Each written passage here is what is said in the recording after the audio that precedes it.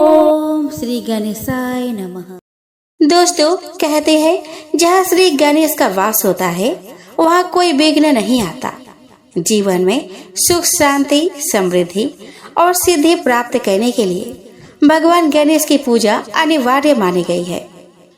हर माह के शुक्ल पक्ष की चतुर्थी को मनाई जाने वाली विनायक चतुर्थी न केवल आस्था का पर्व है, बल्कि यह व्रत हमारे जीवन से सभी विघ्नों का नाश करता है।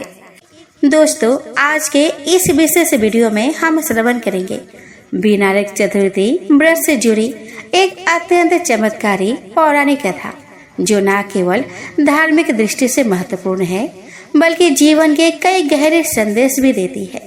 अगर आप चाहते हैं कि आपके जीवन में सुख समृद्धि बनी रहे, कार्यों में सफलता मिले और सभी बाधाएं दूर हो, तो यह कथा आपके लिए है। तो चलिए श्रद्धा और विश्वास के साथ शुरू करते हैं विनायक चतुर्थी व्रत कथा की। तो प्रेम से बोलिए गणेश भगवान की जय। दोस्तों, श्री गणेश चतुर्थी व्रत की पौराणिक कथा के अनुसार एक बार भगवान शिव तथा माता पार्वती नर्मदा नदी किनारे बैठे थे।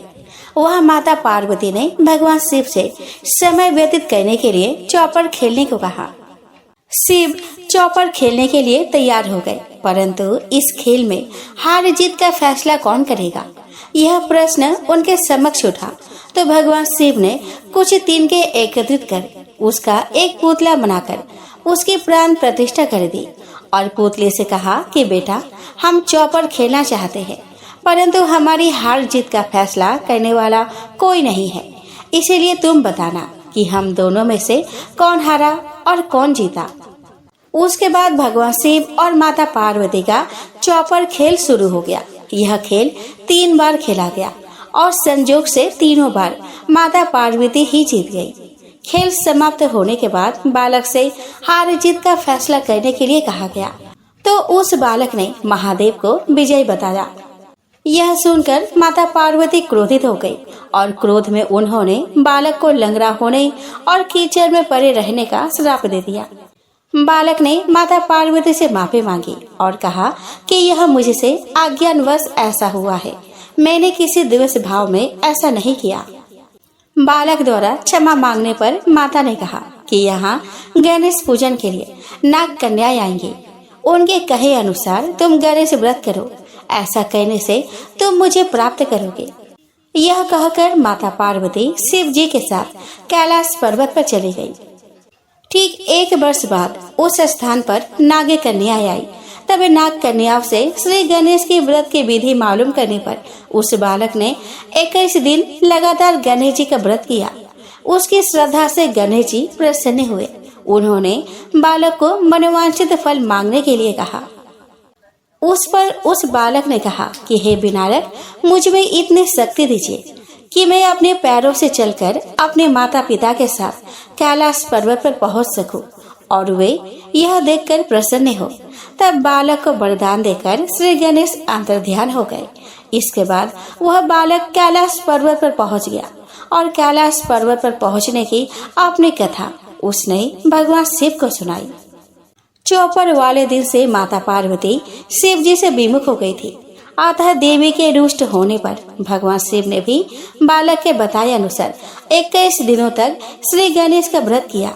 इस व्रत के प्रभाव से माता पार्वती के मन से भगवान शिव के लिए जो नाराजगी थी वह समाप्त हो गई।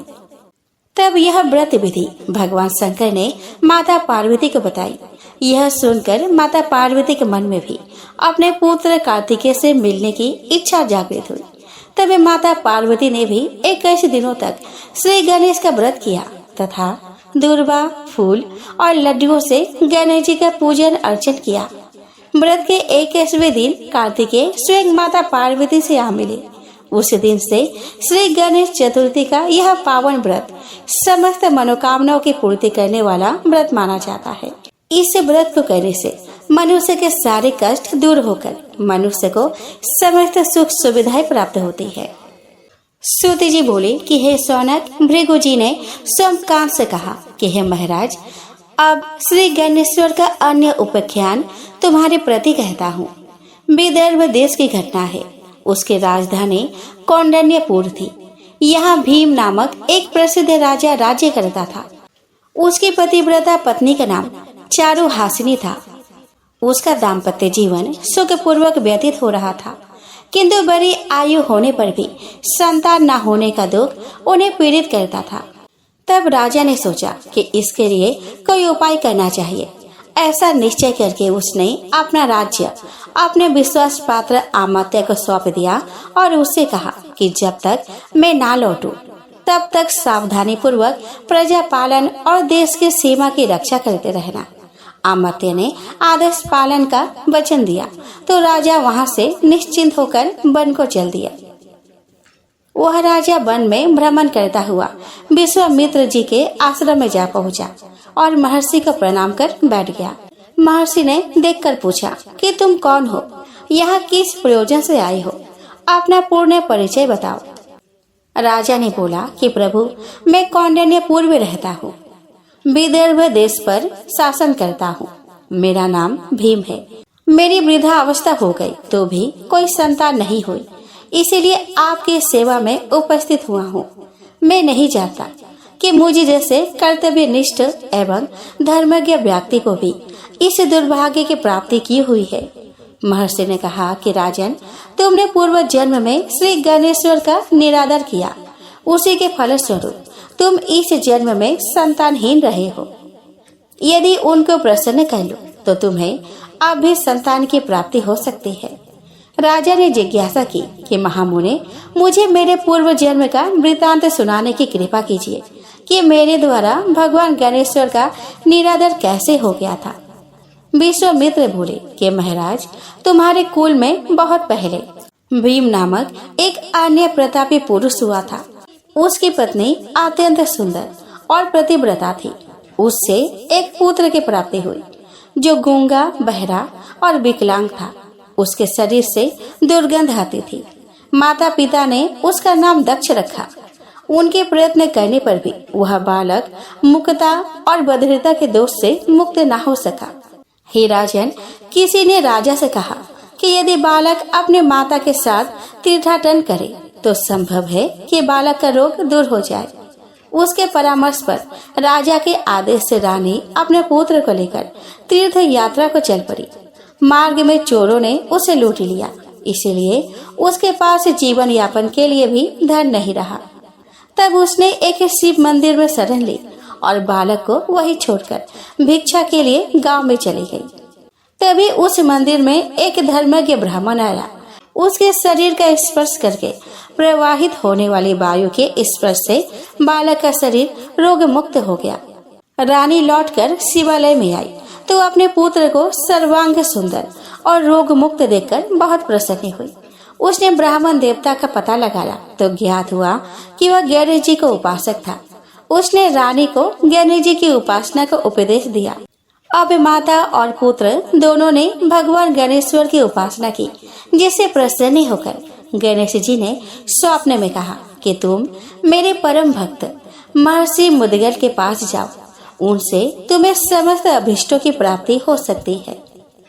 महर्षि भृगु जी ने कहा कि हे सोमकांत, विश्वामित्र जी ने भीम को आगे का वृतांत सुनाते हुए कहा कि वे दोनों मुद्गल आश्रम के खोज में बहुत समय तक अरण्य में भटकते रहे। तब एक दिन बड़ी कठिनाई से उन्हें वह आश्रम मिला। वहां आकर उन्होंने अपना सभी वृतांत सुनाया तो महर्षि ने श्री गणेश्वर के एकाक्षरी मंत्र गंग के अनुष्ठान का उपदेश दिया। राजा भीम ने जिज्ञासा की कि महामुने, आपके मुख से यह चरित्र सुनकर मुझे आश्चर्य हो रहा है। एक ब्राह्मण के शरीर के स्पर्श से बहने वाली वायु के स्पर्श मात्र से वह बालक रोग रहित और सुंदर कैसे हो गया? इसका समाधान करने की कृपा कीजिए। विश्वामित्र बोले कि राजन, प्रभु की इच्छा से जो कुछ भी हो जाए वही संभव है, उसमें आश्चर्य ही कैसा। भगवान गजानन चाहे तो किसी भी निमित्त से अभिष्ट प्रदान कर सकते हैं। देखो, एक समय की बात है। सिंधु देश के पल्ली नामक ग्राम में एक धनिक वैश्य रहता था। उसका नाम कल्याण था। एक दिन वह बनिक पुत्र अपने मित्रों के साथ वन में गया। वहाँ एक ऐसी शिला देखी जिस पर कोई मूर्ति सी अंकित थी। उन्होंने उसे गणेश्वर नाम देकर पूजन आरंभ किया और सबने मिलकर वहाँ एक मंडप बनाकर उत्सव मनाने की आयोजन की। उसी दिन से अपने सभी मित्रों के साथ वह बनिक पुत्र रात दिन वही रहकर गणेश जी की उपासना करने लगा। जब वे घर नहीं पहुँचे तो माता पिता को चिंता हुई और पता लगाने आए कि वे कहाँ हैं और क्या करते हैं। सब बालकों को उपासना आदि में लगे देखकर उनके माता पिता आदि ने कल्याण से कहा कि तुम्हारे पुत्र ने हमारे बालक को भी पागल बना दिया है, जो अरण्य में पड़ी हुई शिला का पूजन आराधना कर रहे हैं।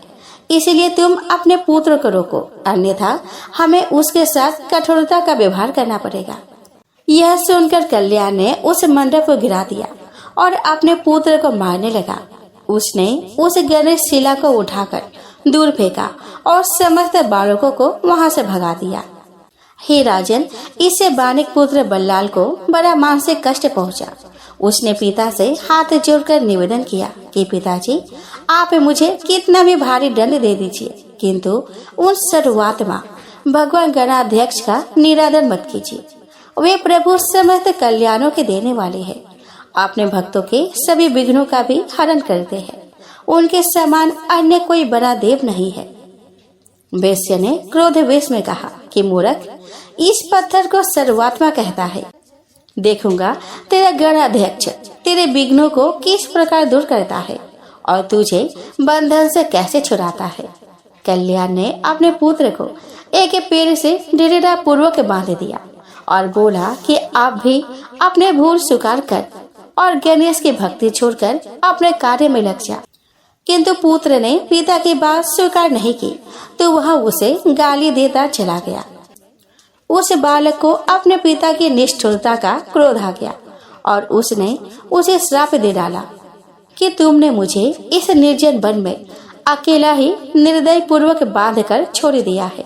इसके फलस्वरूप तुम बहरे, गूंगे, अंधे और विकलांग हो गए। बहुत समय बीत गया। वृक्ष से बंधा रहने के कारण बालक थक गया और रस्सी के बंधन उसके कोमल अंगों में गिर गए। इससे अत्यंत पीड़ित होकर वह भगवान गजानन को पुकारने लगा और अंत में उनकी ओर से भी निराशा हो गया तो उसने आत्मघात करने का निश्चय किया। वह वृक्ष से ही सिर मारने लगा। तब वह बालक पीड़ा और निराशा के कारण रोता हुआ बोला कि विघ्नेश, आपके भक्त पर ऐसा महान संकट है और आप सुनते नहीं। पता नहीं आप कहीं है भी या नहीं। यदि है तो आते क्यों नहीं। तभी उसने एक ब्राह्मण को आते हुए देखा। उसने तुरंत ही बालक के बंधन खोले और सिर पर हाथ फेरते हुए कहा कि बस तुम्हारी पुकार सुनते ही तो यहाँ पे आ गया हूँ। तुमने पिता को जो श्राप दिया है वो सत्य होगा और यह स्थान तुम्हारे नाम पर बल्लाल विनायक के नाम से प्रसिद्ध हो जाएगा। इधर कल्याण का शरीर उसी समय से रोगग्रस्त हो गया। उससे दुर्गंध आने लगे। वह बहरा, गूंगा और विकलांग हो गया। उसकी दशा देखकर पत्नी को बहुत दुख हुआ।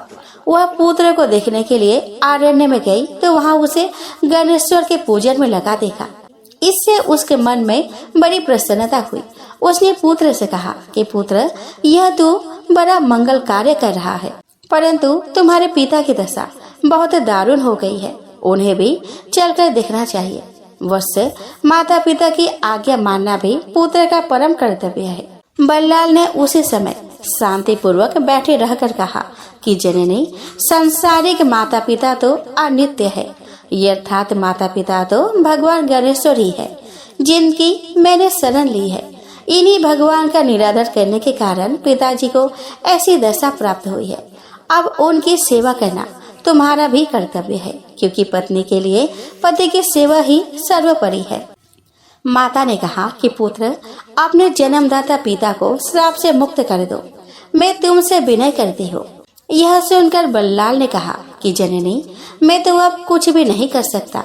अगले जन्म में तुम एक राजा की महारानी बनोगी, किंतु तुम्हारा पुत्र गूंगा, बहरा, विकलांग और दुर्गंधि युक्त होगा। उसके कारण तुम्हारा पति उस पुत्र के साथ तुम्हें भी घर से निकाल देगा। फिर एक शिवालय में एक गणपति भक्त ब्राह्मण के स्पर्श से तुम्हारी उस दक्ष नामक पुत्र का शरीर निरोग और सुंदर हो जाएगा। हे राजन, यह समस्त घटना चक्र उसी वाणी के अनुसार घटित हुआ था। विश्वामित्र बोले कि हे राजन, अब आगे का वृतांत सुनो। कौंडिन्यपुर नगर के निकट ही एक महावन था, जिसमें भगवान गणाध्यक्ष का एक प्राचीन मंदिर विद्यमान था। दक्ष ने उस मंदिर में जाकर गणेश्वर की एकाक्षरी मंत्र का जप आरंभ किया। इसी मध्य उसने अपने को हाथी पर सवार देखा। वह स्वप्न उसने माता को सुनाया तो वह बोली कि पुत्र, स्वप्न तो बहुत ही सुंदर है। हाथी के दर्शन का अर्थ होता है भगवान गजानन का दर्शन, और हाथी की सवारी का अर्थ हुआ राज्य पद की प्राप्ति। तो दोस्तों, यह थी विनायक चतुर्थी व्रत की पावन व्रत कथा। यदि आपने इस वीडियो को श्रद्धा से सुना है तो निश्चित ही भगवान गणेश की कृपा आप पर बनी रहेगी। दोस्तों, अगर आपको यह वीडियो पसंद आया हो तो कृपया इसे लाइक करें, चैनल को सब्सक्राइब करें और इस कथा को अपने परिवार व दोस्तों के साथ जरूर साझा करें। आपका एक शेयर किसी और के जीवन की बाधाएं दूर कर सकती है। तो जय श्री गणेश।